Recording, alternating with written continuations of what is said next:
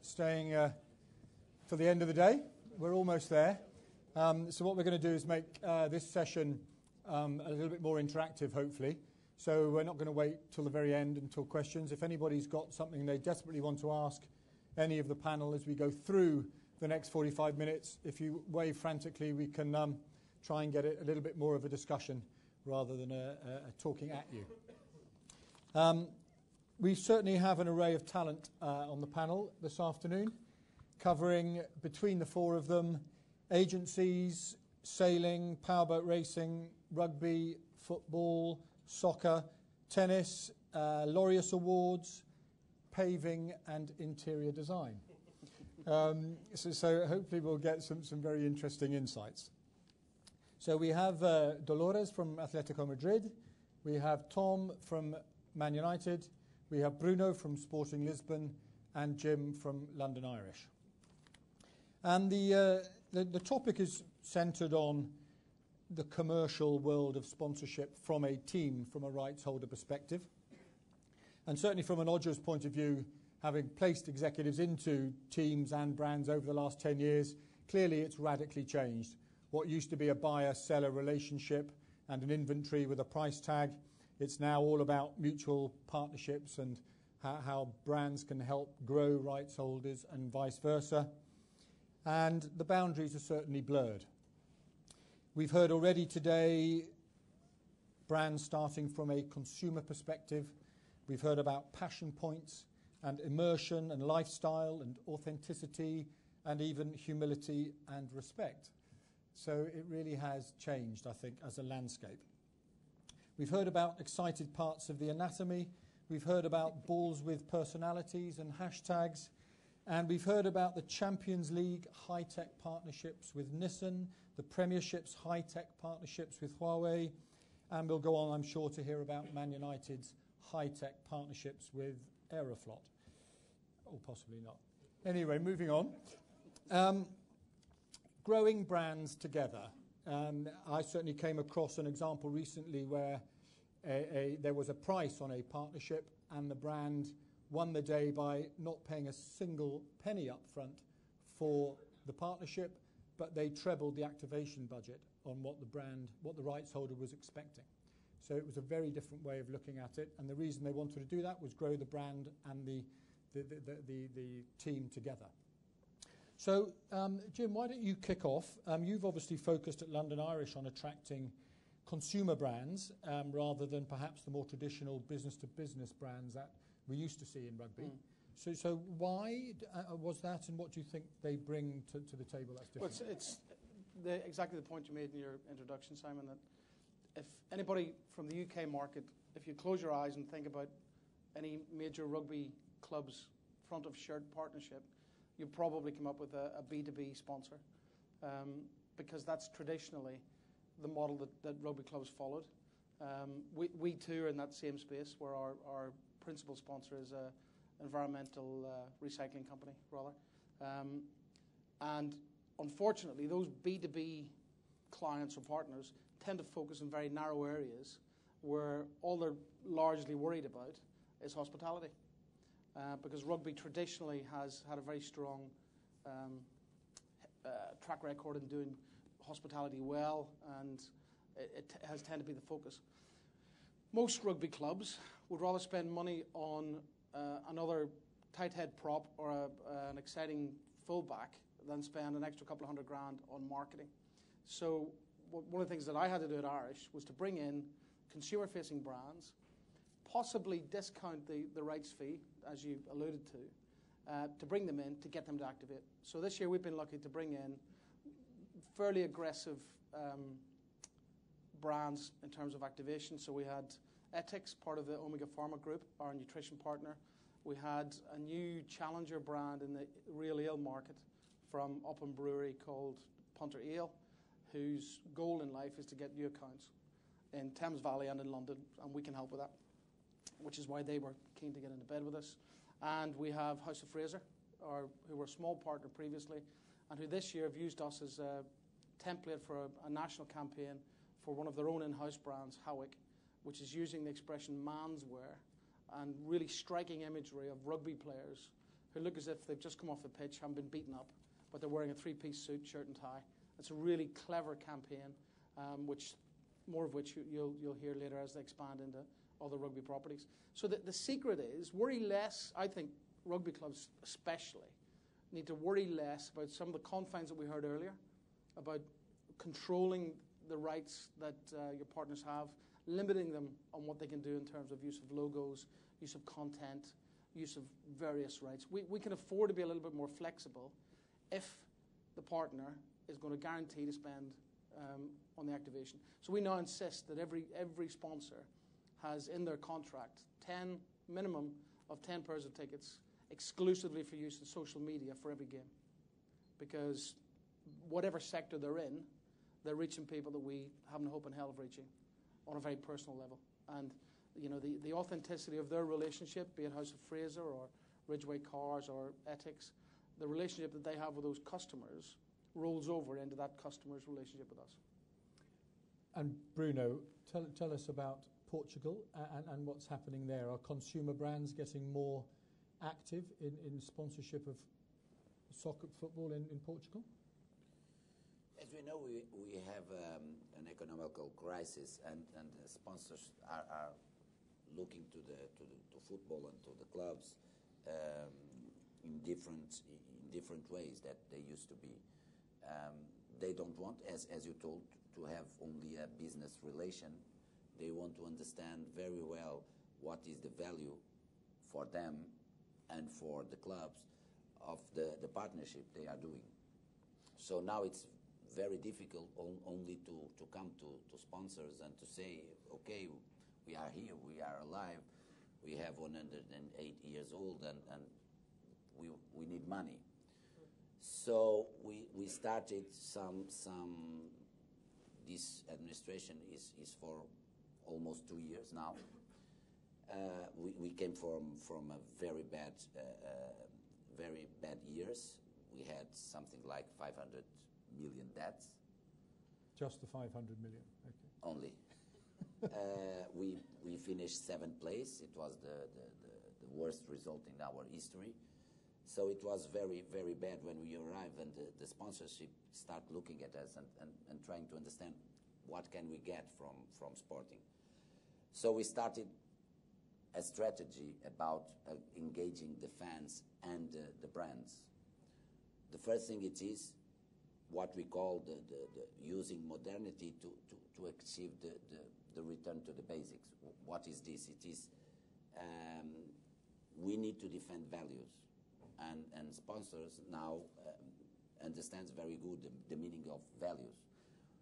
What do you defend? And sporting, it's not alone with some clubs, but we are the face of defending now some changes in football that returns values to football.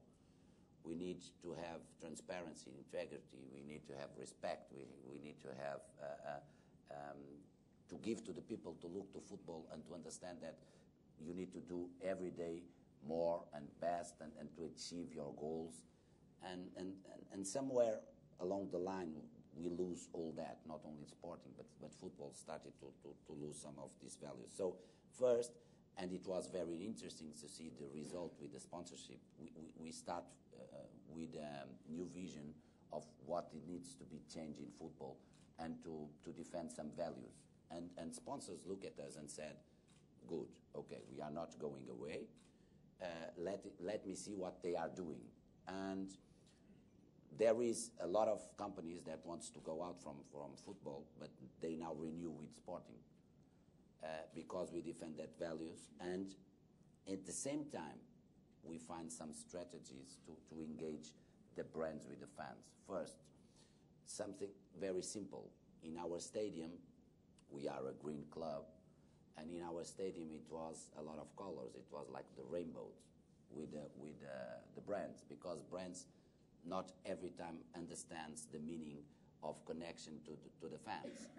And I tried 1 year to explain to them, if we change everything to green, our fans will be more connected to you, to your brand, because they understand that you made an effort to become more near to our fans. And we need to understand that in Portugal we have 3 million, but we have the awareness of 280 million only in the Portuguese speaking countries.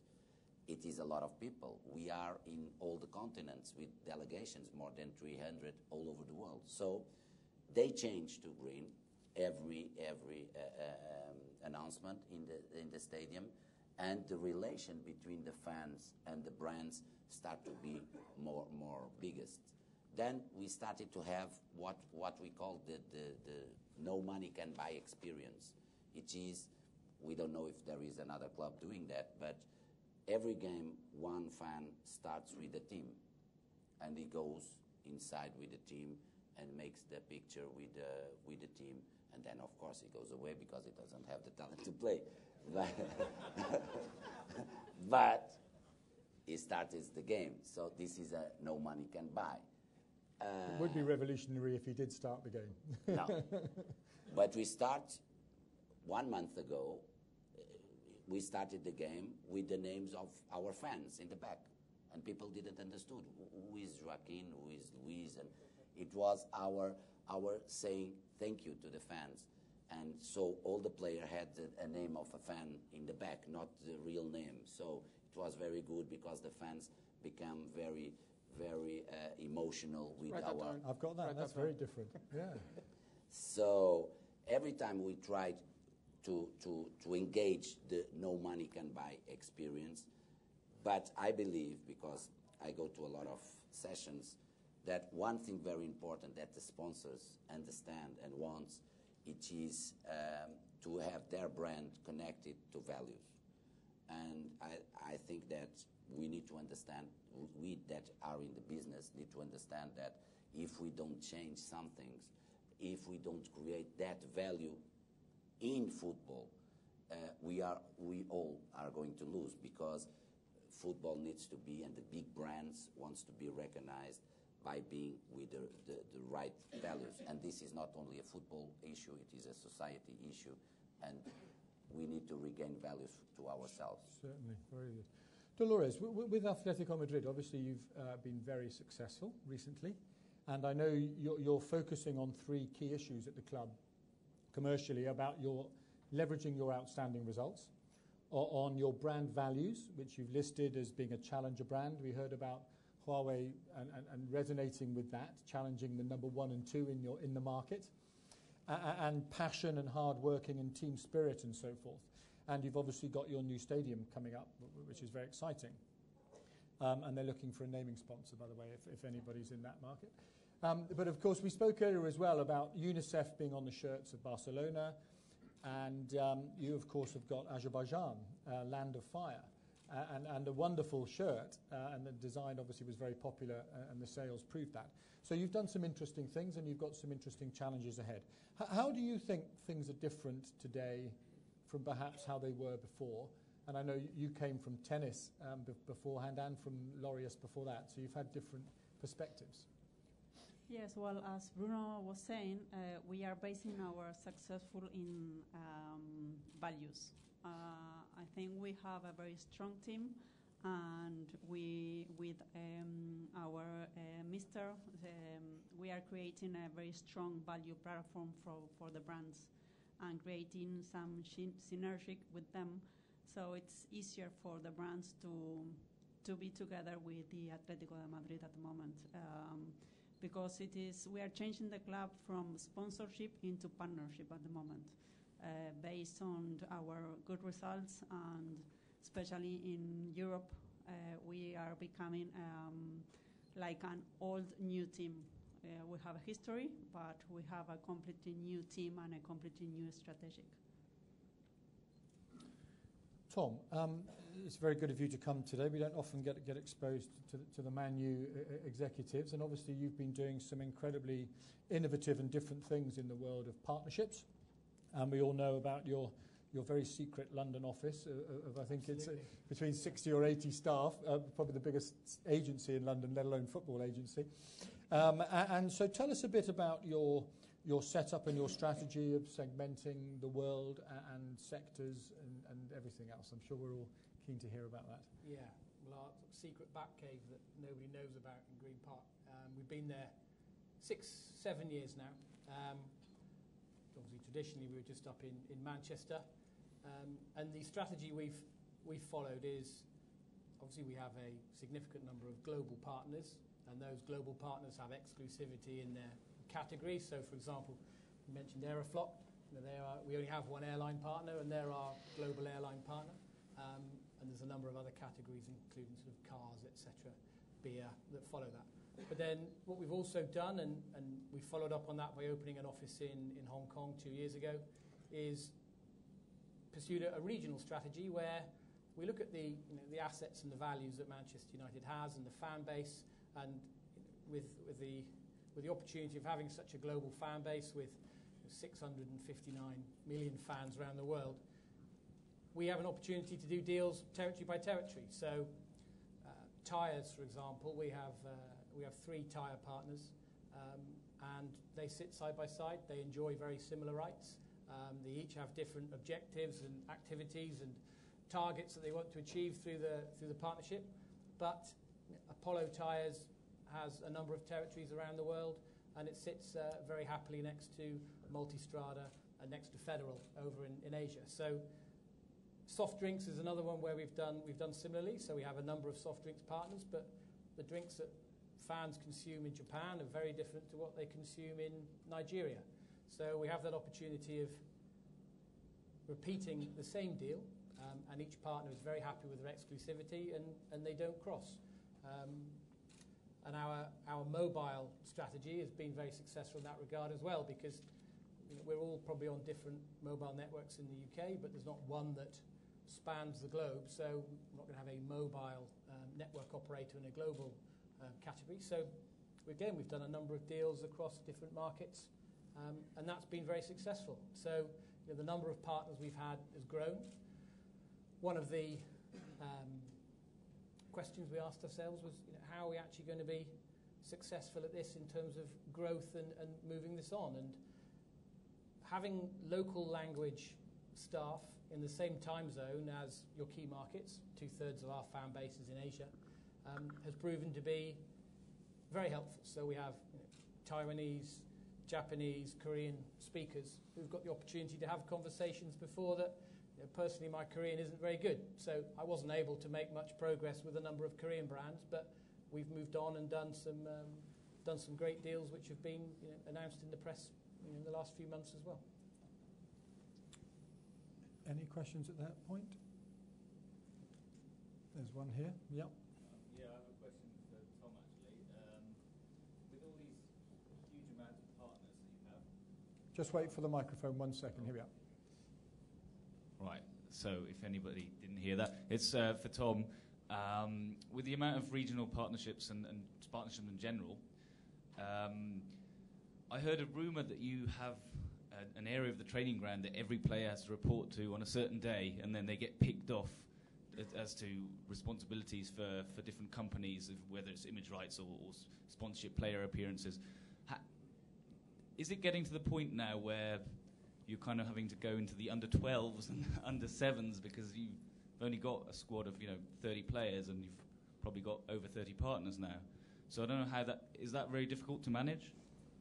Well, I'll answer the second half of your question. With regards to the first one about huge partners and rumours, that's up to you as to where you've read or spoken to. But I mean, the under 7s, under 12s, whatever. Of course not. I mean, if you were a partner and so. No, it's not an issue whatsoever. I mean, first and foremost, we're a football team, and we're there to play matches and compete in the Premier League and the other competitions. So, as soon as you start getting the tail wagging the dog, I think you're in trouble. So, first and foremost, we're a football team, and we make sure that we take care of that, and then we'll manage our partners after that. Because if you start upsetting that balance, it's a very slippery slope. So. We don't have a problem with it, but it's not something that we worry about in that regard. You spoke about, Tom, 2/3 of your fan base in Asia, and Bruno, you mentioned you've got 300 million Portuguese fans around the world. Give us an insight into successful strategies for engaging with an international fan who perhaps will never turn up in Lisbon or at Old Trafford or even I'm sure Atletico Madrid have got global fans, and with the Irish infiltrating every corner of the world, I'm sure you're the same, Jim. But tell us about how you interact with, and maybe even, dare I say, monetize that international fan. Bruno, I think there is two realities. I spoke about awareness. It is 280 million awareness. And it is important for us to understand that, and even for our sponsors, because we have a lot of work to do. But we have a very big market where we can go. There is two strategies. First one, it is we only create them, then we don't have the means to keep them. So we don't have the players that can put us into the brands so easily as Man United or Real Madrid or Barcelona. So what we need to do, which is to go step by step, going near and near that market. What I'm saying is something like this. Sporting has a delegation in Macau for 80 years from now. And the last president that was there, it was 45 years ago. And now I return. So if you go to a place in cycles of 40 years, it's nothing. So the first thing it is, in my 1.5 year, that we managed to pass from the 7th place to the 2nd, from 500 million to almost only 200 million in debts now. In 1.5 years, it is very good. I was in every continent and near our delegations, first bringing them the knowledge that we know that they exist, and we are going to start to work together. We are opening now, this year and the beginning of the next year, we are opening several academies in Africa, in America, maybe in Asia too. We are changing all our site and our platforms in the beginning of the year with new functions, because the world changed and sporting unfortunately stopped for the last years and stopped a lot.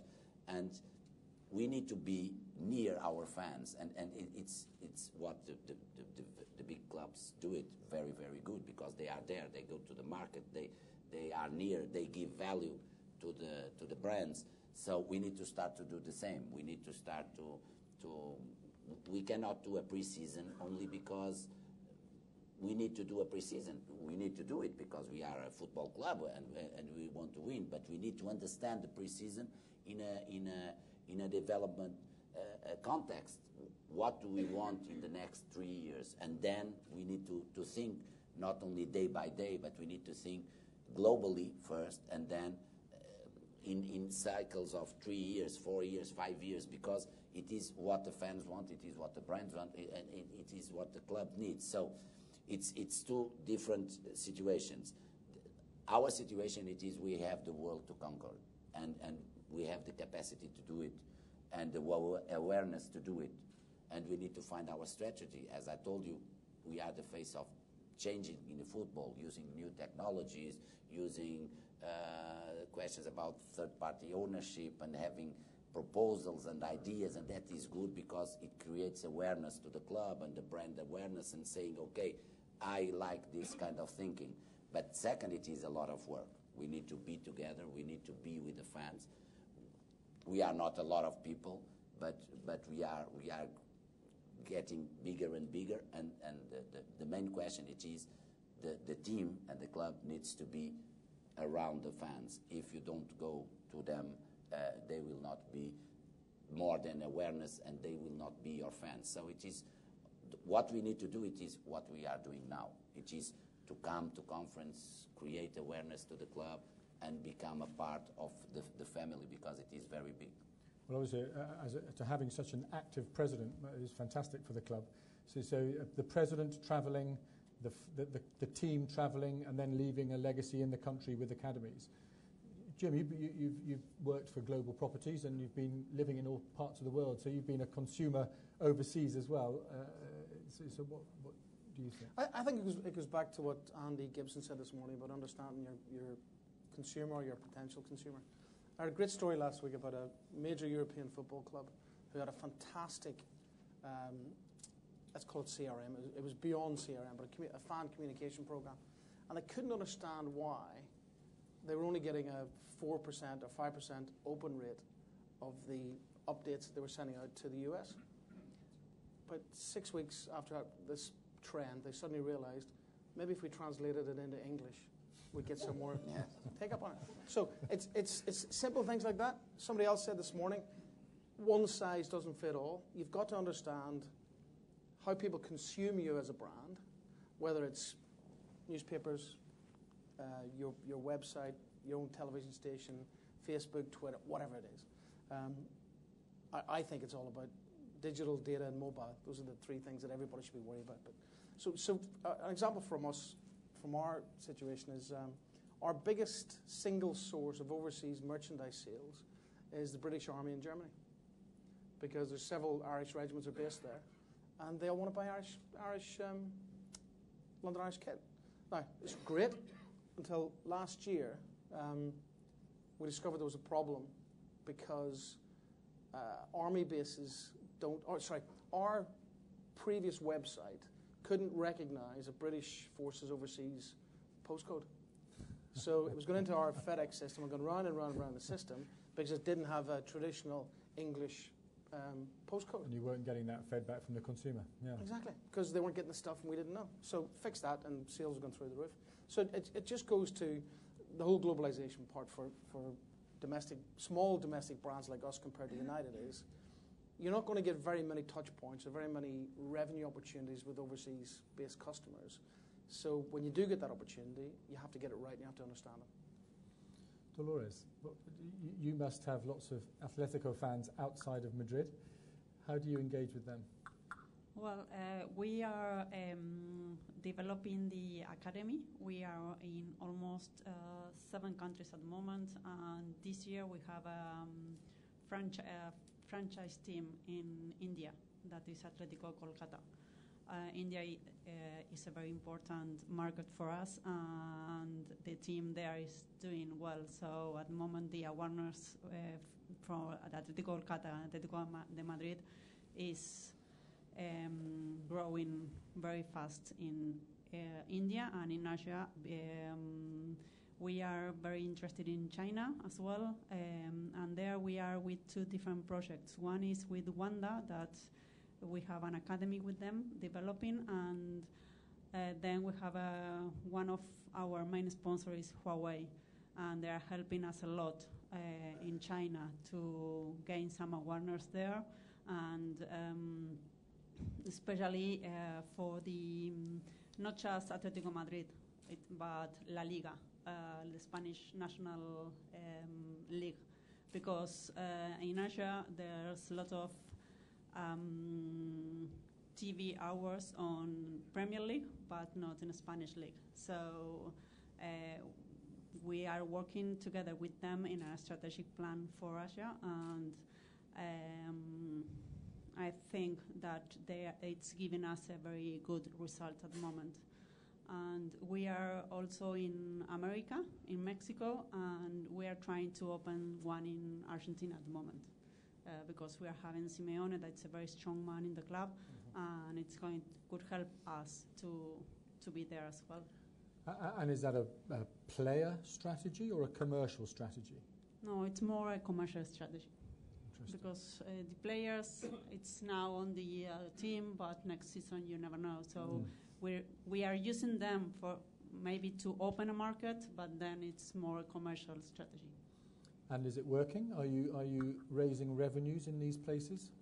Well, at the moment we are raising awareness, because I think once you have the awareness, the revenue will come. But if you go there to find revenues and not awareness, it's going to be much difficult. So, Tom, you've got the awareness. Are you managing to monetize your global fan base? Yes, we are. But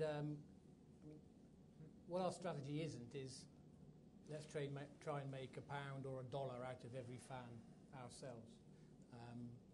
That's not how we approach it. I mean, with the size of our fan base across different markets, we're very strong in Asia and Africa. The strategy we really follow is we've got great CRM data. We're very data-driven. We're very analytical and making sure we know a lot about our fans, our TV audience, our consumer behaviour, demographics, etc. And so, I echo what Jim's saying about social media, data and digital is extremely important, because not every fan is going to be able to make it to Old Trafford, buy a ticket and watch the team that they revere. So you've got to think about how do you maintain the interest and also sort of feed that hunger and that appetite for fans who, again, may not be able to buy your kit on the website in their local language using their domestic credit card, for example. So two pieces to that is, one, the relationships we have with our partners. They access the fan base that we have, the popularity we have, and the data we have in terms of how many people we have on our Facebook, Twitter, Sino Weibo, Google Plus, etc. And it runs into the millions.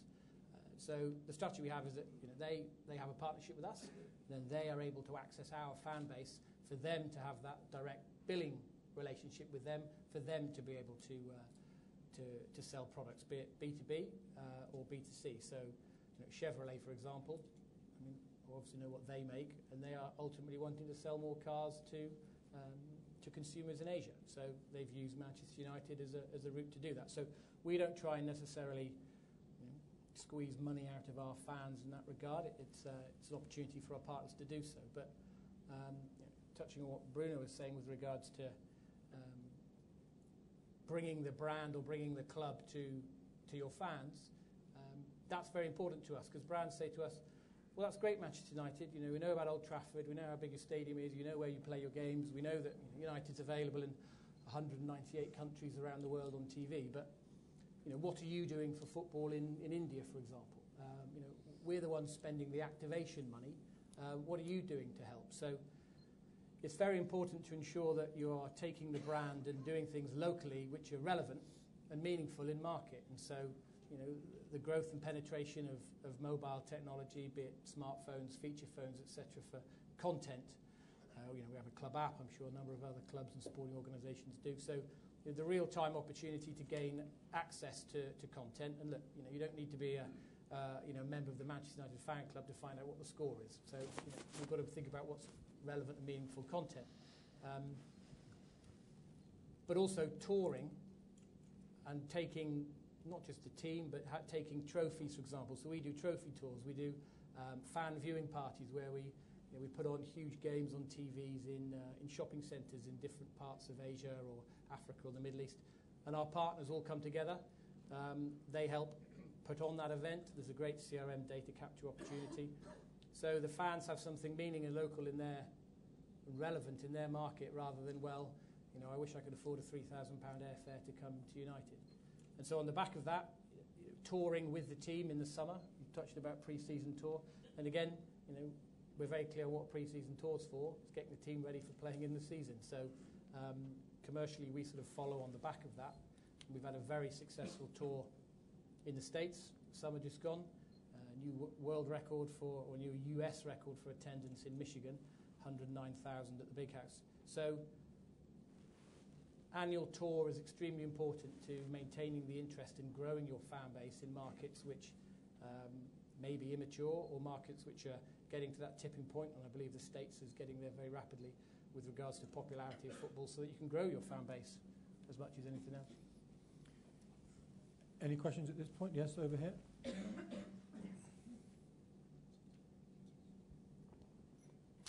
Hello again. It's Peter Raymond. I'm the course director of the ESSA diploma, which is kind of important information for my question. In our notes for our students, we have a section which is called Winners v Losers, which relates to team sponsorship and relates specifically to how easy it is in many ways to sponsor teams that win. Now, we all know that in sporting competition there generally is only one winner, therefore by definition there are rather a lot of losers.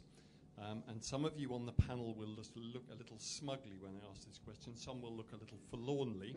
But when a team goes through a bad run of results and is becoming more of a loser than a winner, how does this affect your sponsorship relationships? I suspect you may say short-termism, it doesn't count, but short-termism can become longer than that.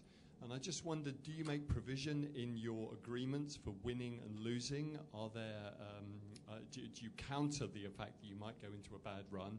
Because let's face it, in sport, certainly with social media, there can be a really big, quick backlash to losing. Let's focus in particularly then. Are there clauses in the contract to how well you're doing, winning, losing? There probably is about whether you make Champions League or not, but any comments on that? Well, it's an interesting negotiation point for a rugby club, for example. So we'll often have someone come and say, if you get relegated, and London Irish have been in the lower echelons of the Premiership for the last few years, we would like a discount on years 2, 3, 4 and 5, whatever, of a long-term deal. That's fine. But to balance that, we need to talk about some bonuses if we do A, B, C or D. And that tends to bring the argument back to what are you buying into? You're buying into a Premiership club. And as long as you're in the Premiership, fine. I've no problem with a reduction on and a break clause, or just a... break clauses, I don't mind a break clause as long as it's a 3-year contract and you can break after 2, because a 2-year deal with a 1-year break is a 6-month deal, because you're making your mind up after 6 months because there's a 6-month notice period, so nobody wins from that. And actually, sensible brands see that.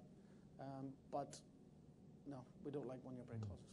Bad idea. What about sporting? As I told, when we arrived, we came from the worst season that Sporting had. We were 7th place. It was the second time in our history that we didn't go to European Cups. And we lose money, of course. And now we achieve, not only because we are in Champions League, but we achieve with our sponsors to have the money back. And because of that, I started to say that this is not a romantic view. There is losers and losers. You are speaking about loser, the last place and going down. It's a problem, for sure. Sporting never had that problem, but for sure it is a problem. But if you are speaking about the one that doesn't win, but that can achieve for the sponsors that value that I spoke, and it was what we needed to do.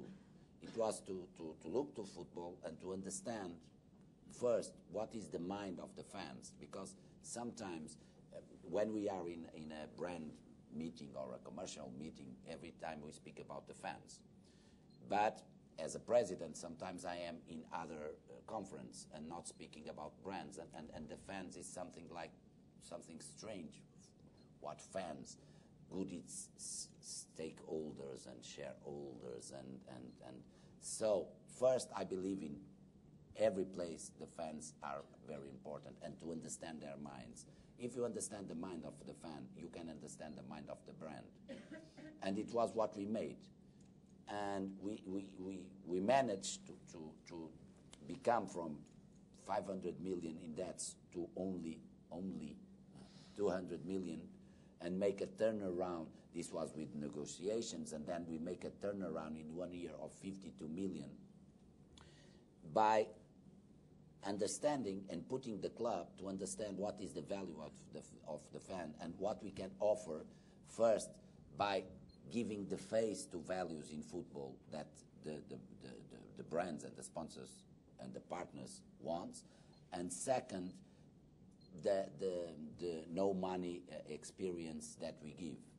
So we need to understand what is the loser, and of course only one win. But if we understand the world that we live in, if we understand football, if we understand what is the type of engagement that you can do between the club, the fans and the brands, you cannot be a loser. But you need to understand that you need to have values, to fight for them, and it is very hard. Atletico winners at the moment, or certainly recently. That must have affected your value, surely. Well, the thing is, as Bruno said again, the brand has some values, and you have to fight for those values. So it is not something that is lose or win. At the end of the day, it's a brand itself, and you have to build that brand, no matter what happened on the field during the matches. You have to have a strong brand with strong values to maintain that brand during the years. And you have to have a clear goal for the brand and for your partners. Dolores, have you recruited more sponsors in the last 18 months since your fantastic success? Well, not. We have different sponsors, but the agreements are more or less the same. We have different brands because they want to be with us to share that values that we are creating day by day. But I think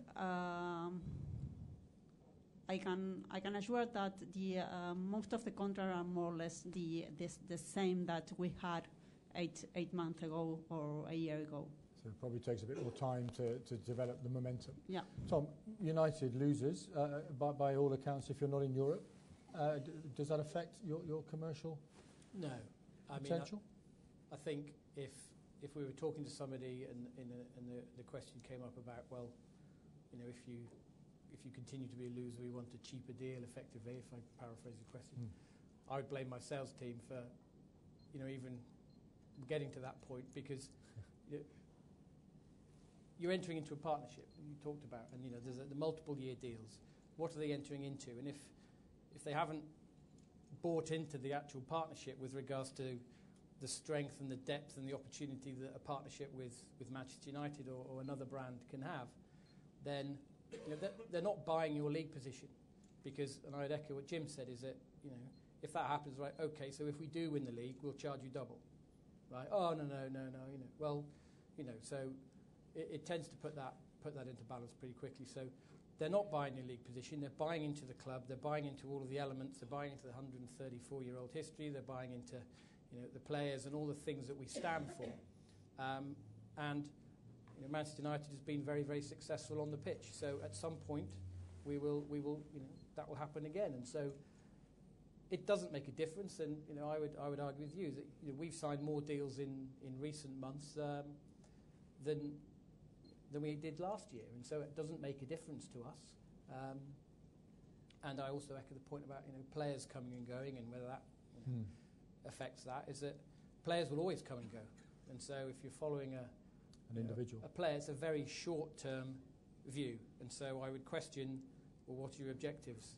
And if it's only about winning, then we're in the world of sport. And if everyone knew the outcome, then it wouldn't be exciting. And so, I don't know if there's anybody here from Toronto, but the MLSE is something that's worth looking at to answer that question about how their anchor tenants have continually underperformed, yet they are the highest grossing sports franchise in North America year on year, regardless of how well their team's doing. So they've managed to balk that trend somehow, for sure. We've heard today from various brands about sort of whether a partnership's working or not. And Gareth at Nissan actually said, he doesn't do what he does with the Champions League to sell more cars, which was quite surprising. I know we had a debate over coffee over that. Huawei said, we absolutely are doing what we're doing to sell more handsets. Bacardi are doing what they're doing to have the hottest parties in town. But guys, how do you measure success in a partnership? I mean, obviously there are now companies out there that are doing your ROI on the financials, which are pretty binary in some ways. But maybe you want to talk a little bit about some innovative ways in which you have made sure a partnership has been successful, or maybe how you measure how it's been successful. Who would like to kick off with that one? I'll kick off first. So I think, first of all, you need to understand what we do is what does success look like? Because it looks very different to different brands or different partners, different opportunities. So unless you understand what success looks like for them, how do you know what to measure to know whether you've achieved it or not? So the first thing we do is ask lots of questions in terms of is it staff engagement, is it brand awareness, is it propensity to buy, is it increasing your market share, is it getting into new markets in North America, whatever it may be. So unless you know what it is, you might be measuring the wrong things and you think you've done a great job and they go, well, yeah, that's great, Tom, yeah, we really like that, but actually we really wanted to try and grow our brand in Nigeria. Oh, if only we'd known, right? And then there's a little bit of navel gazing and everyone, oh, should have known that. So research, understanding what success looks like. Otherwise, you're going to be wasting a lot of time and effort if you get that wrong. And then, albeit there was a lot of data, a lot of analysis, a lot of research, a lot of measurement before, during, and after to understand if you've made a shift and if you've made a change. So, for example, we have quite an extensive sort of range of listening posts on social media. So we have an understanding of what fans are saying, what they're thinking, what they're talking to each other about with regards to United. And so you've got a good understanding of whether people do appreciate that so-and-so's a partner, or, oh, you did realise that so-and-so's the brand on the shirt or whatever. So making sure you have a very good understanding, and then also you've got to invest heavily in data, research, insights, analytics, because people will deem success to be different things, and if you are guessing or assuming what you think is important to them, you may be on a wild goose chase, and it's a very expensive mistake to make. So getting it right in the first place means that you are going to be working hand in hand with the partner to achieve that success. I think the other thing that rights holders have to have the confidence to do is at negotiation stage is to say to the sponsor, well, how are you going to measure this? How are you going to measure it? What is success going to look like for you? Because one of the things that we spend a lot of money on, which we're reconsidering at the moment, is the media valuation. So it's a substantial chunk of our budget. If that's not what they're buying into, then don't measure it. So I'd much rather put the pressure on, not the pressure, encourage the client to tell me how they're going to measure it, and we can work to their metrics rather than us, working ourselves into a coma to measure the wrong things that sure. They're not going to appreciate. And Dolores, you were mentioning earlier that you're looking at bespoke programs for individual partners. So presumably you're thinking about individual value streams for your bespoke programs. Do you want to tell us a little bit more about how you manage to do that? What might be different for one than to another?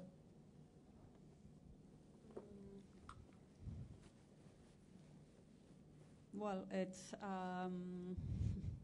not easy, but yeah. I will try. Yeah. Maybe in Spanish it's going to be easier for me. I don't think we've got any Spanish. Well, the idea is to try to understand what company who wants to be together with the Atlético de Madrid wants, which are the objectives that they are searching or they are looking for to join us, or to, I don't know, maybe to open the market, or awareness, or to sell some phones, or different things. So we wanted to really understand what the sponsor need, and based on that, we normally try to make a tailor-made program and activation for them in Spain and abroad. It is very, very important for us that they feel comfortable, because we are a small club trying to grow, and if we don't invest resources on that at the moment, we will never get where we want to be. Well, certainly the quality of this discussion has made time fly by. We've got sort of 3 or 4 minutes for questions, if anybody wants to kick off. Here we are at the front. Hi, thank you. We discussed in some previous session about the connected stadium.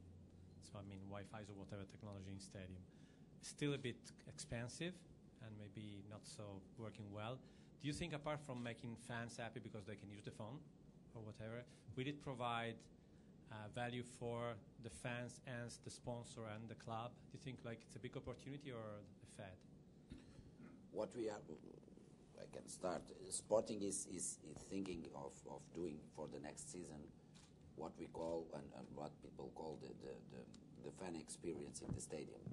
It is not only the possibility of everybody speaking, because if everybody is speaking, I believe the game is not very good. So, and I hope that will not appear. But every time to give new experience to the fans, we were speaking about the brands, and there is two things very important for us and for our partners. One thing it is to create more value to the partner, okay, more clients. That we evaluate together, because we start when we make the contract, and then we made cycle meetings and see how it is everything. But the second thing it is to give them experience by the partnership they have with us, with the already clients they have. And sometimes people forget this, because they already have partners and they can have value with us, even for the partners they have. Not every time the problem it is to create more partners, it is to give fidelity to the partners they have, because one day Hyundai, another day Toyota, another day Lexus, and we can go. If we create with our partners the experience, and one of them is that one. I believe it is when we have 60,000 people in our stadium, we can give them a very nice experience. And again, connecting club, fans, and brands. It's very, very important, not only for them to speak and to send emails. New stadium, Dolores, in-stadium apps? For us, it's a very tough thing, because at the moment we are in a very old stadium that it's quite difficult to connect itself. So we are working mostly in the future in the new stadium. It is expensive, but we are trying to have some sponsorship agreement on that. The idea or the future, it is to connect the fans with the brands and with the club, and especially to create some special content for them into and outside the stadium. But for us, it's more in the future than in the present. I don't think for club rugby union in this country, given the demographic of the audience, which tends to be older, our average fan is 48 to 55. They don't want the intrusion that experience would create. They want to come, have a couple of beers, watch the game, have a beer at half-time, watch the second half, a couple of beers, and move on. It's a trend. Well, we're nearly at beer time. So they possibly have lost their phone at that point. You need to be careful what you wish for and the expense of creating. But what if they could sit in their seat, keep watching the rugby, and order beers on their phone? Don't want to do it. We've been down that route. They just don't want to do it. They want to get up, miss the rugby, and go to If I the tell bar. you, they would rather go and watch a pint of Guinness being poured properly, with a 2 or 3 minute wait, than having a pre-poured pint ready waiting for them. No. And have you seen the rugby Irish are playing recently? Anyway. It would drive you to drink. It would drive you to drink. Here we are at the front over here. Just behind it. Andrew Ford from London Irish. A question just for yourself, Tom. I was just on something you were speaking about with partners and putting on events for fans, as you said, who will probably never set foot near Old Trafford. Is that something that you're continuing speaking with partners and sponsors now to increase like the affinity towards Man United and grow that fan base from what it is 650 million to even greater numbers? Is that something that when you're having those chats, that it's a concerted effort to get that across and actually maybe not look for anything in return from individuals, as you said? Yeah, I mean, Dolores mentioned about sort of sponsors and moving to partners, and it's very much about partners. And what the sort of analogy I use is that what you don't want is brands who pay for the rights and then you sort of water ski behind the boat, holding on, doing nothing, and you doing all the work in terms of bringing them with you. So for us, very much it's about working with them, and there would be an expectation on them that once you've acquired the rights, we also expect you to resource it with people, it's up to you. With funding, with ideas and activations, not sort of, now what do we do and tell us what to do. So we put quite a bit of onus on partners and, get a bit upset if they do nothing. And so we're keen to grow the brand, their brand, and our brand in markets. And so we would expect them to participate because that's part and parcel of the contract. And so it's a two-way thing. And so there are obligations on them as much as there are on us. And so we're very keen to, and look, we're pushing open doors. Everybody does it. Everyone's very keen to do it. Rarely do people say, I don't want you to come to Indonesia and I don't want you to help me grow my sales, etc. So people are very happy to do it. But there's very much an onus on both sides to develop that. But it is important to us because, again, going back to the States, I think the TV coverage is done extremely well. The interest following the World Cup, etc., is very, very strong. And so, we have a number of major partners who view the States as a big opportunity, and we do too. If you don't mind if I just ask for one second thing, is that I was actually privy to a conversation from some football clubs the size of Man United who spoke about maybe setting up club rooms or clubhouses as such dotted across the world. Is that something that a club as big as Man United might look to do in partnership with sponsors on board? You talk about international membership, or so that if you set up a Man United clubhouse in Chicago, saying it's effectively a massive sports bar, but it's for someone who buys a Manchester United season ticket or something for that particular club room, and they go and immerse themselves in Man United for 5 hours of their day. As an example, before we set up our own Facebook page, you type Manchester United in Facebook, and there were hundreds and thousands of people who would set up their own, etc. So similarly, I'm sure there's fans in Chicago who support Man U who are getting together to watch games. And so historically, we had a number of Man United restaurants and bars across the world. The problem with it is managing the quality. And so people are really happy to take your brand and your IP and put it above their bar and say we're a Man U bar, right? But when the food's awful and the service is crap, guess who they blame? And so you've got to be... Moyes. It's a quality control issue. Absolutely. Bruno, all the way from Lisbon, Dolores from Madrid, and Tom and Jim, thank you very much indeed. Thank you.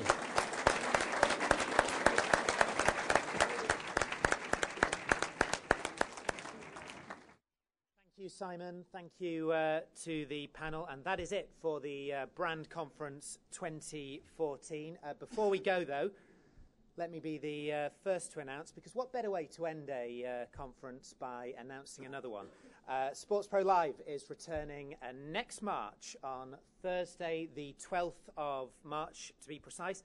It will again be at Arsenal's Emirates Stadium. I know a lot of you were with us this past March, and we'll do it again on the 12th of March at the Emirates Stadium. So keep an eye out for more details very soon on that, but do put it in your diary. Thank you today to all our panellists here at the Brand Conference. Thank you to our gold partners, Whitestone International and Clipper, our lunch partner, Omnigon, media partners, IMR, Press Association, Activative, and 1080 Media. And we have a drinks reception sponsored by Blinkfire Analytics about to begin just through the way there with a selection of martini cocktails as advertised earlier. So do join us for a glass of something on us. Thank you very much for being with us again. It is very much appreciated. We know you have a choice of conferences, and we will see you again soon. Thank you.